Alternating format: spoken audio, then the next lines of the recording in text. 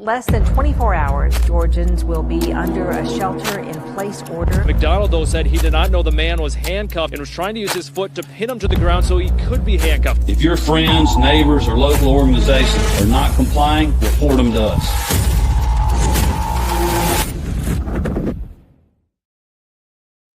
Howdy, everybody. Welcome to the Free Georgia podcast. My name is Jake Green, joined by my co-host, Cat Hartley. Cat, how you doing? How was Thanksgiving? It was good. Ate a lot of food, had a lot of leftovers. Yes. Thanksgiving's has turned into one of my favorite holidays. I don't know why. It used to be like 4th of July and Christmas and things like that. And now it's, I don't know, Thanksgiving. It's just great.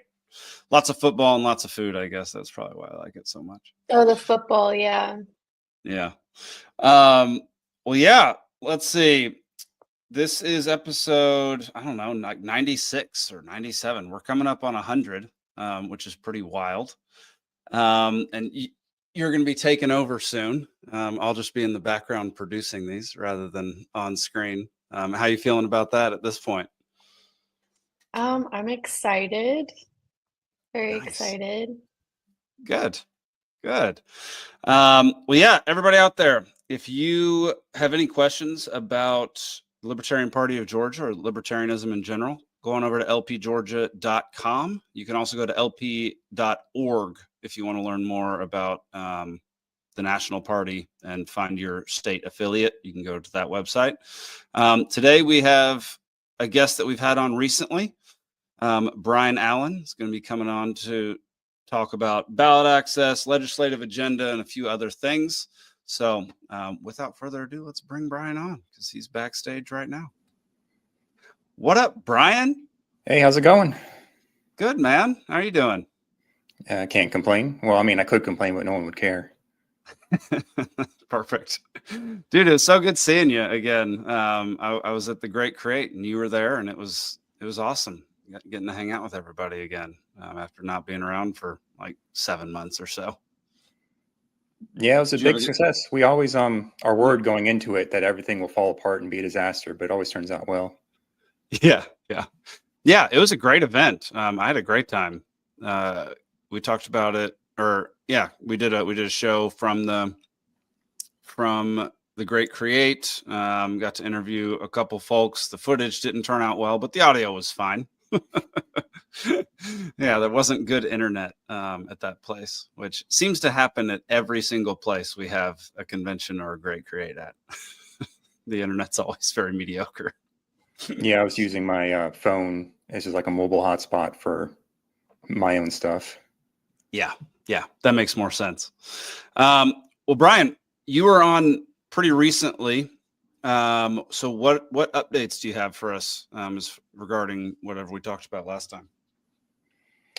Well, since last time I went before the Georgia General Assembly and gave a presentation on our ballot access. And then also we have adopted our LPGA legislative agenda for next year. Okay. And can you just, not everybody knows about ballot access issues in Georgia, but Georgia's ranked one of the worst, I think it's worst or second to worst ballot access for third parties in the country. So can you just give people an explanation of what's going on with ballot access in Georgia? Yeah, depending on how you want to look at it, it is the worst. So there is a 5% petitioning requirement if you want to run for any sort of districted office, like if you want to run for U.S. House Representatives or for General Assembly or any of those things. You have to get 5% of registered voters in that area in order to just get on the ballot, which is such a high hurdle that no one's done it for U.S. House in over 60 years.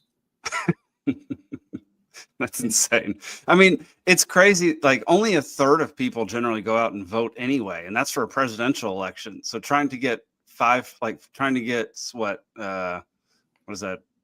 5%. So that would be a sixth of the folks that actually vote to sign a petition. Like that's a tall order. Yeah, it's such a tall order that it can't be done. And it originated back in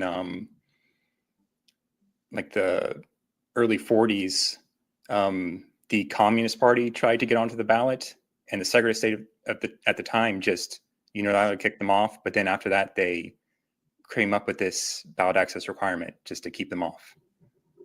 And it worked, but it worked a little too well. That seems to be how it goes when somebody, the powers that be, don't want involved in anything. They try to make a new law to keep that specific one from being able to join or being able to get their voice heard. And then it affects a whole bunch of good ideas later down the road, which seems to be the MO of what government does. So, Brian, didn't you say that there's not a third party in Georgia right now that has ballot access? That's correct. Because it was us. We had ballot access at the state level, statewide level.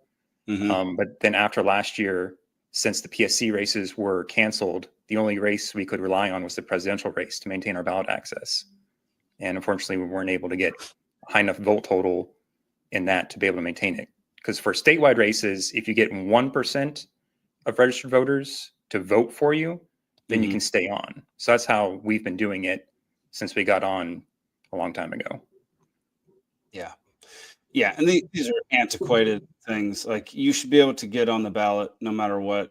The fact that there's some insane requirement to keep out smaller parties and keep things from changing over time is ridiculous. And yeah, Spike Cohen talked about this on a bunch of podcasts and in my movie, Divide and Dominate. He talked about how a lot of it was formed around like Jim Crow laws and to keep black people off the ballot and keep that from, keep their ideas and their solutions off of the ballot. So they don't ever, like, these ballot access laws don't ever come from a good reason. Like, they don't come from a place where they're actually preserving something that is good in a good way. It's always just people trying to retain their power in any way possible. So, yeah, what do we do? Like, what's our next step in Georgia now that our ballot access has been removed? Well, we're trying to get it back. The big thing that I'm trying to work on right now is to get the General Assembly to just change the law to reduce the requirement. Because even by their own reasoning for why they have these requirements in the first place, it's presumably to keep the ballots from being crowded. Like, they say they don't want 20 candidates to be on a ballot. But if you look at any sort of modeling in history, you don't need nearly that many signatures to keep the ballot from being crowded. You only need like 5,000. Right. Yeah. And how have we been doing that? Or have you been trying to convince them? Yeah, well, so I went and spoke to them, and I've been, emailing them and talking to them, and there should be a report coming out from the committee that I went to talk to, and we are hoping that they will have a recommendation in their report to reduce the requirement. Nice. So you're basically just being a squeaky wheel until they actually make something change. Yeah, that's the idea. Yeah. Just pointing out the absurdity of it until they fix it. That's great. I like that. Okay. So yeah, I mean, that's something that was a big deal to a lot of folks, is ballot access in the state of Georgia. And that's only for statewide races though, correct? Like, you can still run at the local level. Yes. So for nonpartisan races like city council and that kind of thing, there's no sort of requirement for that. Yeah, that's what I thought. And so it really only affects statewide races. And so I don't know. There are some libertarian arguments as to why ballot access doesn't matter as much at the statewide level as some other things. We don't have to get into that today, but it's an interesting take. Like, the amount of money. Let's go back to when Shane Hazel ran for governor on the Libertarian ticket. Like, the amount of time, energy, and resources we spent on that campaign was substantial. And like, some people would argue that could go elsewhere. A few great things came from the Shane Hazel campaign, one was the debate with he and Stacey Abrams and Brian Kemp, where he got some phenomenal clips that went viral. So that was super helpful. That was a big win. The woodshed debate.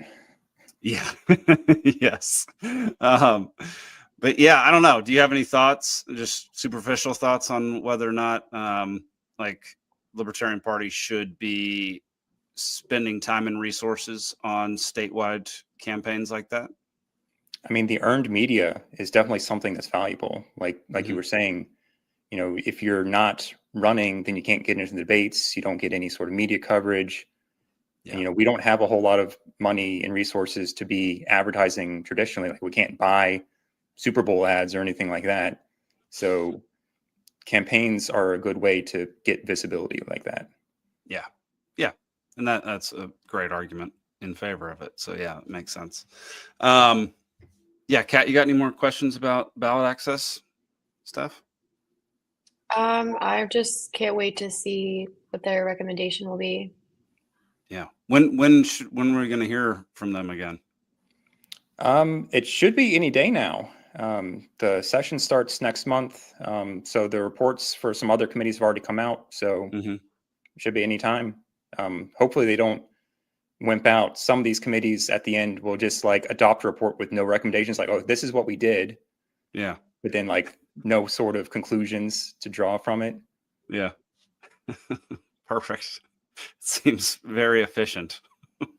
All right. Well, let's move on to the legislative agenda for LP Georgia. So you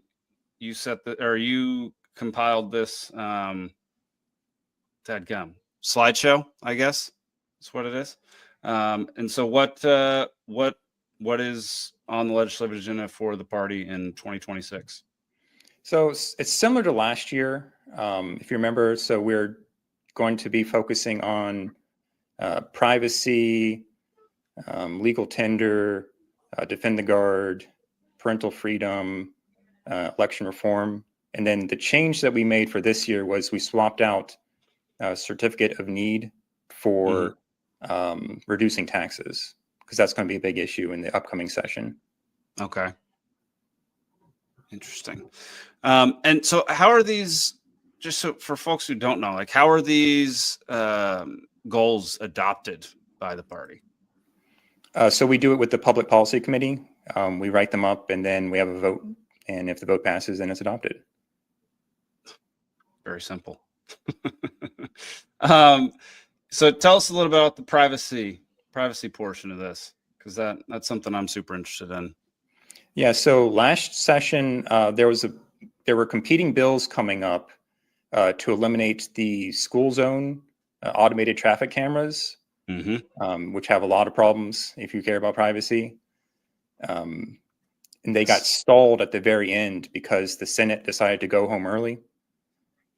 So they'll be coming back up at the start of this next session. So that's a big one to watch out for. And then also I have on here something that I've been watching is a bill that would put in automated vehicle lane cameras in Atlanta. I live in Atlanta, so I definitely don't want that showing up.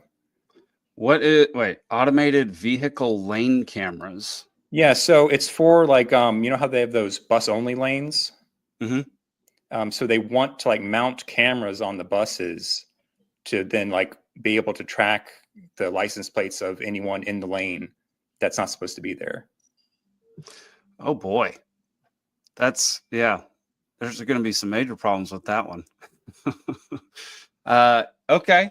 Yeah. And we've had James Dutton on a few times talking about this. He's one of the staunch advocates for removing these cameras, especially in the school zones, because there's many problems with them. One of them is that they're owned by a private company that you don't actually get your day in court if you try to challenge the ticket. They just want you to pay it and move on. And they've given out, I think it was 600,000 tickets within a year of getting those cameras up or something like that. It was an astounding number. And it was like 5 or 10 times what that county had gotten in the past, down in, I think it's Spalding County. So yeah, these cameras, man, they track you everywhere. Like it's just, there are so many cameras that the government operates that are just constantly tracking you all over the place. We talked about this last night on Liberty Libations, how some cities are shutting down flock cameras right now, which is interesting to me. They're shutting them down solely because ICE is using them to track down illegal aliens.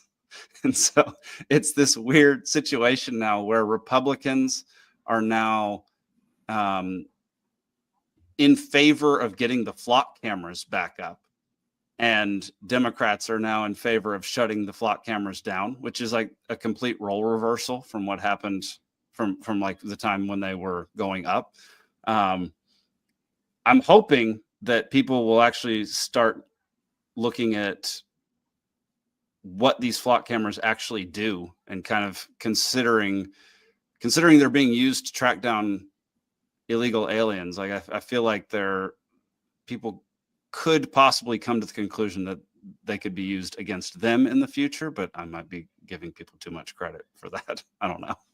What are your thoughts on like flock cameras, these cameras, and what should be done with them? I mean, well, obviously we need to get rid of them, but the big problem is, like you were saying earlier, it's become such a big revenue generator for these people that they like fight tooth and nail to try and keep them. And they'll come up with all kinds of excuses like, oh, we need these cameras to stop, this one bad guy, and that's worth everything, and da da da. Yeah. Yeah. The tax reduction, I feel like almost all citizens can get on board with this tax reduction goal, except for, I think it was Santa Barbara County or Santa Clarita or something in California did a referendum vote to have their sales tax increase to 14%. And it passed. Like, these people voted to tax themselves more, which is bizarre. So outside of them, tax reduction act or tax reduction bill, what's the proposal here? Yeah, so basically there are two competing proposals that are going to be coming up in this next session. In the Senate, they're talking about eliminating income tax. And then in the House, they're talking about reducing local property taxes. Oh, I like that. Yeah, I mean, my take is, why not both? Both would be good. I don't know why they're competing bills. These sound like two that should be sandwiched into one bill. Yeah, I mean, okay. And then let's see, we've got the Legal Tender Act, or the Legal Tender Proposition. What is this one about? So we've been trying to eliminate capital gains tax, first of all, on like gold and silver coins. And then once we accomplish that, then going forward, we would try and just make it easier to use gold and silver as money in Georgia. Mm-hmm. If we can eliminate income tax, then that would solve that problem too. Yeah, that would solve a lot of problems. That being one of them. Yeah, is this would this potentially include things like crypto, like Bitcoin? The avenue we're taking right now is with gold and silver, just because it's in the Constitution already. Right. But then it could incidentally help crypto, and then going forward, we can work on that. Nice. Yeah. And then defend the guard. This is one that I helped with this past year, testified both here in Montana and in Georgia. Can you tell folks a little bit about Defend the Guard? Because that's a pretty big movement these days, trying to spread across all 50 states. So yeah, can you just give people a brief history of Defend the Guard? Yeah, I mean, at its core, it's pretty simple. It's basically just saying you should follow the Constitution. Because what they do right now is they can send National Guard members overseas to fight in wars that haven't even been declared by Congress. So Defend the Guard just says, hey, you need to actually declare war before you do this, like it says in the Constitution. Yeah. Yeah. And there's a ton of, like, so many ex-military folks are on board with this, which is interesting. especially the younger generation. What I found when I was testifying out here in Montana is the older generation of veterans were against the Defend the Guard, while the younger generation was completely for it. Younger generation of veterans. Did you find that to be the case, or did you notice that at all down in Georgia? The big problem we've been having in Georgia is just trying to get people who are actively in the National Guard right now to come out in support of it, because they always like fear reprisals, and like, that's a problem. That is a problem. That's a huge problem, because they can be punished for speaking their mind, even if it's not explicitly, stated that this is why you're being punished. Like that can be a huge problem for trying to pass, one of these bills. It got pretty close in Georgia though this past time, didn't it?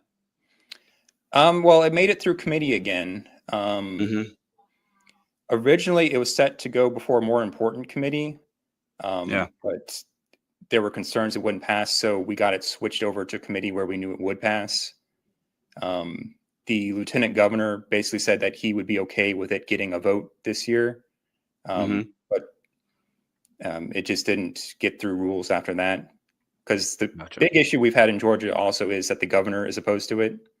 So he just basically blocks it, like, hey, no, you're not going to do this. Yeah. Here's another one that we've talked about a lot on this show, parental freedom. We've interviewed like Brittany Patterson and the Timms family, and Jennifer Williams from You Are the Power.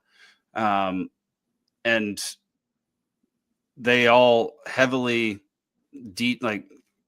detailed why DFACS in Georgia has been a net negative in a huge way for children across the state and families. So what would these two or follow? It says, let's see, I'm just going to pull it up on screen. There we go.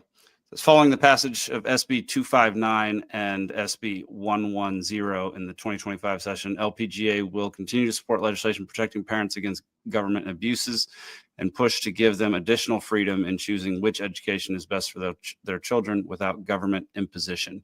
So what were 259 and 110? So basically, if you remember, like, when parents have their children basically taken from them by DFACS, they get examined by like government, like doctors, and then that's it. There's nothing they can do about it from there. But what these new laws say is basically, hey, the parents are entitled to get a second opinion from an independent doctor to verify what the government's saying about this. And it passed like unanimously in the General Assembly. Like no one voted against it, because it's just the most obvious thing ever. It is an extremely obvious thing. Yeah. Those child abuse pediatricians, man, that's a wild one to start talking about. Which we've had some episodes that talked primarily about that. So if you want to go learn more about that stuff, go back and watch episode with Jennifer Williams. Actually, all the episodes with Jennifer Williams, because she's basically an expert on that at this point in time. Election reform, I feel like that kind of goes hand in hand with the ballot access stuff. So what is HB 397? Oh, that's the big elections omnibus bill that they were preparing at the end of last year, but then didn't push all the way through. There's a lot of stuff in there. But the reason I put up specifically was it would make it easier for independent candidates for president to get on the ballot. Because right now, the presidential electors have to qualify individually. So if you think about it, so like they each need to do their own qualifying petition and gather all the signatures. Yeah. Okay. And that's pretty much all of what the agenda is for LP Georgia in 2026. Do you have a particular issue that you're most, like you personally are most concerned with and interested in? I'm always concerned with privacy. You know, it's at the top of the slides for a reason. Yeah. Because they're constantly encroaching, constantly pushing for more, constantly saying, oh, you know, just a little bit more privacy negated in the name of safety. It's worth it. But then it just is snowballing. Yeah. Yeah, it does that. It's slow at first and you don't recognize it. And then all of a sudden it comes at high speeds. Yeah. Kat, out of those issues, did you have anything that you were super intrigued by? Probably eliminating the income tax. Yes. I I what don't are know we why do- anybody would be against that. Well, people are. It's crazy. Go ahead, Kat. What are we doing to like incentivize or make it seem, you know, beneficial for everyone? Well, I did go and talk before that committee as well, basically saying, you know, income tax is one of the worst taxes possible because not only does it disincentivize working, it's also a big privacy violation on its own because you have to send all this information about your income to the government. And then just taxes in general are a less efficient use of resources by their very nature. Yeah. Yeah. It astounds me that like people vote for their own demise so often. Like it blows my mind that people can't see how beneficial not having an income tax would be to everybody. I think they seem to focus primarily on folks who are wealthy or make a ton of money, and like the idea of losing that income for the state scares a lot of people. I think that'd be the only not legitimate, but one of the primary arguments that people would have against it, that the state would lose all this income from all these wealthy folks and not be able to provide, services for folks in the state. Yeah, that's the big argument that people are trying to make against it right now is, oh, if we eliminate income tax, then we're going to need to raise sales tax in order to cover it, because it doesn't even enter their heads that you should reduce spending. Yeah, that's the solution. It's not we need to be able to get the income from somewhere else. It's we need to be able to lower the budget so that it meets with not having an income tax. And like property tax is also a pretty egregious offender as far as liberty goes. The fact that you're paying rent to the government each year for a property that you own, you basically just never own anything. So those two are definitely terrible taxes to have, because with the income tax, you're penalizing people for being productive, which is wild. The more you make, the more you pay. It's insane. So yeah, Kat, any other questions for Brian before we wrap up? Just kind of going off of the reducing spending. Are we still like talking with or partnering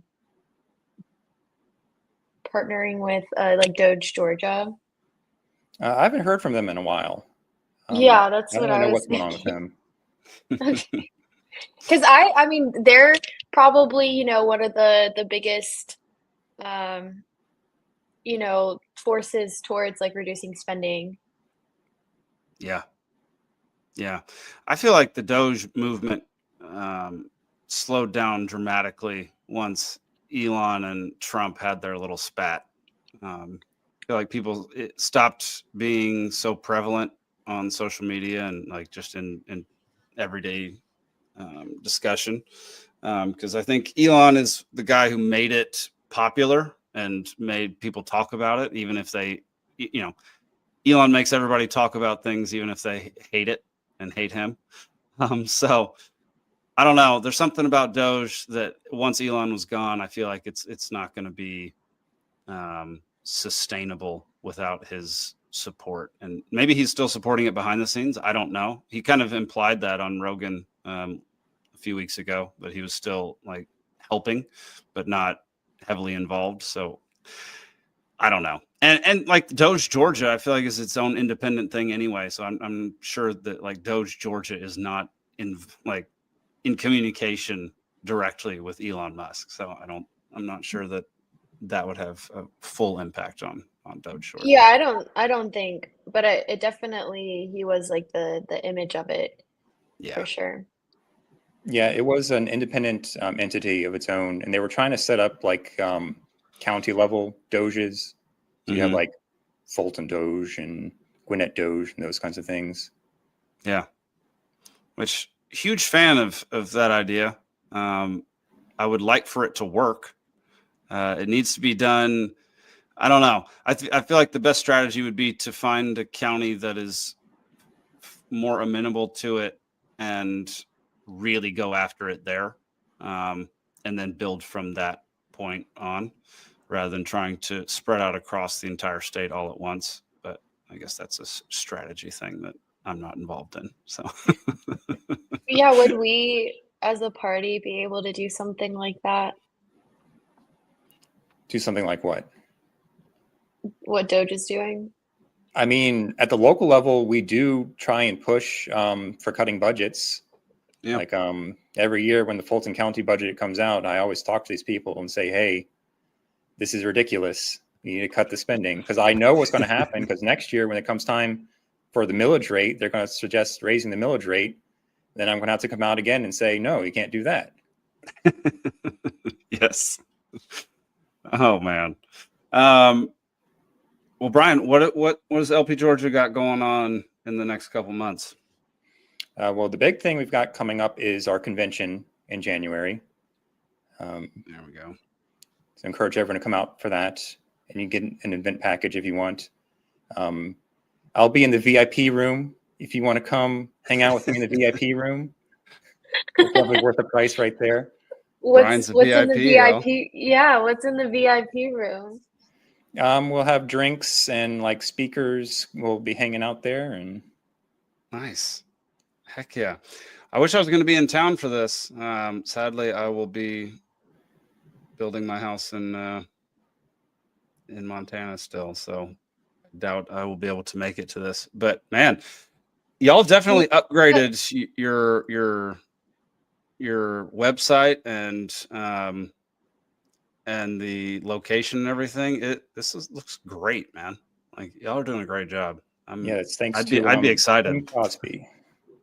Thanks to who? Together. Tim Crosby, our convention director. Nice. Yeah, love Tim. Love Swampcast. Great show. Kat, do you have a question? Oh yeah, I saw that there was a theme. What's the theme? Oh, Rebels Over Rulers. Okay, and what is that? It's the theme. It's the theme that won our contest. How do you like make a room look like that, or like make the dress up like? Is that what that means? No, it's like theming for our posters and stuff like that. Yeah, it's theming for the posters, the speakers, that kind of stuff. Oh, okay. Yeah, it's not a high school dance, Kat. We're not trying to decorate the ballroom what I was thinking. like Under the Sea or whatever. All of our conventions have these, and I think that DNC and the RNC also have these kinds of themes for their stuff. They have like some type of phrase that they'll focus on, that a bunch of the speakers will be on that theme. So like if we did one, with privacy, we'd have a bunch of folks who are out here who wanted to talk about specifically privacy in different areas of the world and government and, technology and all that kind of stuff. So yeah, the themes apply more towards the speakers and the posters and stuff like that so I do like the idea of decorating the convention floor with Rebels Over Rulers, whatever that would be. I'm not just a bunch of like, I don't know, Clint Eastwood cutouts or something like that. I was thinking like 1776, like, oh yeah, like crowns and like patriots over them kind of thing. There we go. Maybe some Star Wars references too. All right. Well, Brian, thank you for coming on again, man. Really appreciate it. Yeah, you do. You're in charge of my favorite part of LP Georgia, which is the email blast that goes out talking about all the legislation. Can you tell folks about that before we sign off? Yeah, so I do put out Liberty Watch. I still need to get the one for November out. I'm working on that. It's coming, I promise. So basically, I just monitor what's going on at the state level in Georgia and try and put together like a comprehensive list of everything that's happening and what's coming up to let people know what's happening in their state that can and will affect them. Yeah, dude, that's so helpful. Like, so many people have no idea what's going on in their state. This is Liberty Watch, everybody. You can sign up through LPGeorgia.com.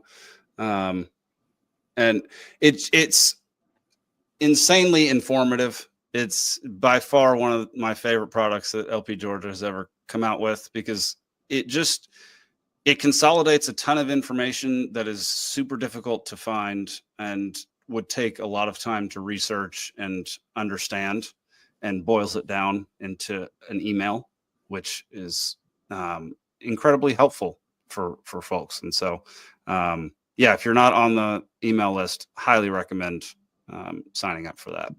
We're also on Substack if you ever want to go back and see an old one. Oh, Substack. Cool. All right. I did not know that.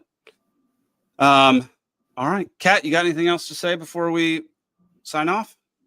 No, thank you, Brian. I always like having you on. It's great to be here.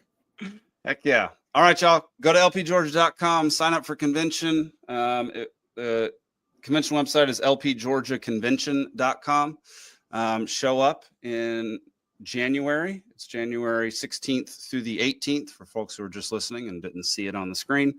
So go get your event packages. There's a whole bunch to choose from, and it'll be a very good time. And if I can make it, I'm going to try to be there. But flying across the country again doesn't seem like it's going to happen. So, yeah, thank you all for watching.